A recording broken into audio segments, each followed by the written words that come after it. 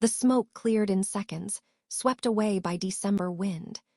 Jack Napier and Lieutenant Eckhart were already running, weaving between abandoned vendor carts toward the industrial district that bordered Robinson Park. Behind me, police sirens wailed closer. Commissioner Gordon's voice carried across the plaza, commanding his officers to secure the perimeter and tend to civilians. I should have stayed, should have given a statement, coordinated with the authorities like a proper hero. But Jack Napier had just tried to assassinate Max Schreck in front of hundreds of witnesses, with a corrupt cop as his accomplice. If he escaped into Gotham's underbelly, we might never find him again. My legs were moving before the decision fully formed. "Renee, wait." Bruce's voice held that warning tone I'd learned to recognize. "Let Gordon handle this. You've done enough. Napier just attempted murder and he's running with a dirty cop," I said, keeping my voice low as I sprinted after them. "If I can bring them in, give Gordon a gift-wrapped case." "That's not your job. You're a vigilante, not a..." "Not a what? Not capable." I vaulted over a fallen banner, my new armor flexing perfectly with the movement.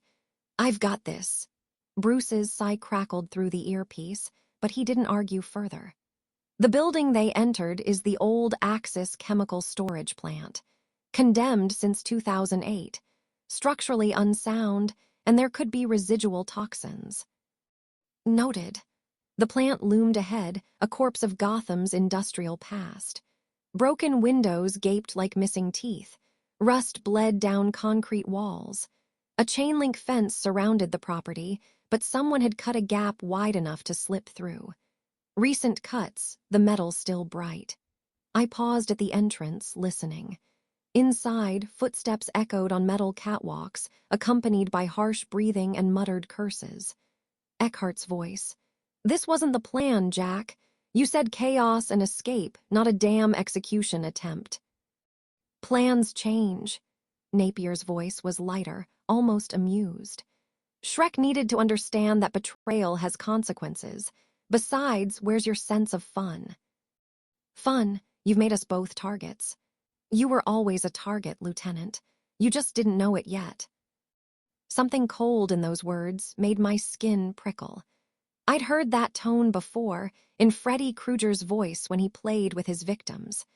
The sound of someone who'd stopped seeing other people as real.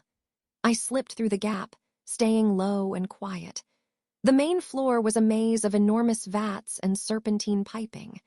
Emergency lighting cast everything in sickly yellow. My boots found purchase on concrete slick with moisture and chemicals that made my eyes water. Above, the catwalk creaked. I tracked the sound, mapping their position. They were heading deeper into the facility, toward what looked like the main processing area. Enormous tanks rose 3 stories high, connected by a lattice of walkways and ladders. "They're cornering themselves," Bruce observed. "That section only has one exit." "Maybe Napier knows something we don't," I whispered, starting to climb. The ladder's metal was freezing against my gloves, each rung testing my grip. "Hidden escape route." "Possible. Dick and I never fully mapped this facility." I reached the first catwalk level, paused to listen again. Silence now. Too much silence. The hair on my neck rose as instinct screamed warning. Come out, little red bird." Napier's voice sang from somewhere above me. "I saw you following. Did you really think you were being subtle?" I froze, scanning the shadows. Movement flickered at the edge of my vision. I spun, claws raised. Eckhart stepped from behind a support pillar, his service weapon pointed at my chest. "Don't move. Hands where I can see them." "You're a police officer," I said, keeping my voice steady despite my hammering heart. "You took an oath." "I took an oath to survive in this city." Sweat beaded his scarred face despite the cold. "And surviving means knowing which side pays better. Now the mask, take it off." "So you can identify me. Pass." His finger moved toward the trigger. "I won't ask again." "Renee, your speed," Bruce urged in my ear. "You can close the distance before he fires." Maybe I'd take a bullet. The dream angels stirred inside me, offering power, offering certainty. I pushed them down, not unless I had no other choice. "The lieutenant makes a fair point," Napier called, his voice echoing from multiple directions. The acoustics in here made pinpointing him impossible. "We really should know who's been making our lives difficult. Though I have to say, the costume is inspired, very festive." "Where are you?" Eckhart snapped, not taking his eyes off me. "Get down here and help me with this." "Help? Oh, I don't think so." Napier's voice was directly above now. "See, here's the thing about arrangements, Lieutenant. They're only good until they're not." The gunshot was deafening in the enclosed space. Eckhart's eyes went wide.